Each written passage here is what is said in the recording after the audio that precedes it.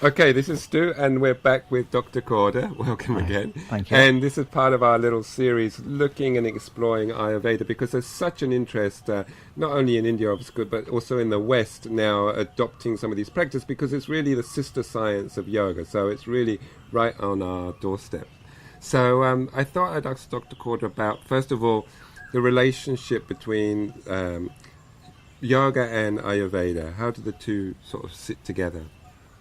Well, yoga was formed as a separate science at the same time when Ayurveda came into existence. Though Ayurveda was set in before that, after that yoga has come in, because it has come out of practice quite a lot. Right. The relationship between the two sciences is like body-mind relationship, which you cannot separate from each other. Yeah, but it doesn't have its singular existence. Right. Neither can the body live by itself, nor can the mind live by itself. So both have to be integrated together to get the fullest of the life. So those people that are practicing one or the other, Yeah. then they're not maximizing They their are not potential. they are not maximizing their attention on it. Yes. Right. Yeah. And so, of course, there's many styles of yoga, some much more physical than others. Yes. And does it matter what style of yoga you're practicing, either constitution-wise or just globally, as far as thinking of Ayurveda's view on the physical yoga practice? First of all, it is all dependent on your physical body, what Right. you choose to practice and what you can tolerate. The moment you cannot tolerate a particular form of yoga, you move on to the next form of it and then try that out and follow it out. And so by tolerate, do you mean just find it difficult, or that it has some adverse effect on you? Yes, it is not that you will find it difficult only, but it will also show some adverse effects if not done properly. Right. Everything has to be practiced within a measure. If you go overboard a little bit, Yeah. then that's when you will see the consequences of it. Otherwise, if you practice any form of yoga within the measure ascribed to your body constitution, Yeah. then you will derive the maximum benefits out of it. So when we're thinking of, say, we could go to, maybe we have the two extremes of the ends of the scale. We've got like a yin style practice, which is very passive, very slow, shall we Yes. say. And then at the other end, maybe the Ashtanga Vinyasa, which is Yes. very dynamic, lots of Yes. jumping around, Yes. lots of strength and physical stuff. Yes. So if we're thinking of our own personal constitutions, first of all, do we need to challenge, if say let's say I'm a Kapha type, Yes. would there be a certain type of yoga that would suit me better, or should I be challenging my constitution with a type that doesn't fit, or how does it work? Yeah.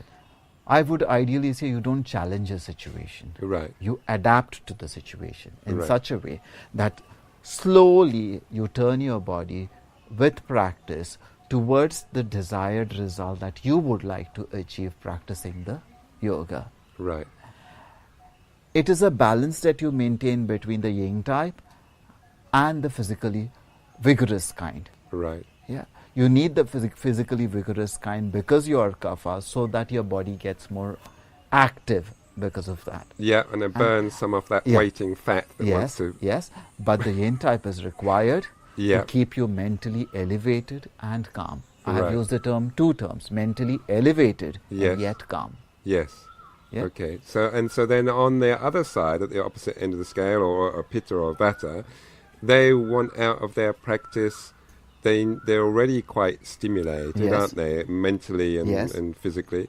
So do they need more of a calmer type of practice? They need more of a calmer type of practice. So the best form I would advise for them would be the sun salutations, which they do, and Right. have a set of that done, and then sit in a meditative pose, and So not too much jumping around. not too and- much jumping around is required, because they are Okay. already heated up and already burnt. Okay. Yeah. And when we see, because thinking of what we see in the Ashtanga is a lot of lean bodies, very minimal fat, because it is so fiery, which tends to you to think towards the more Vata Pitta type of person. There also tend to be people that are professional people seem to be attracted to it. A-type personalities seem to be attracted to it because it is challenging, it's strenuous. But is that really the right type of thing for them to be doing, even though they're attracted to it because they maybe recognize certain traits in themselves within the practice? But is that going to support their body?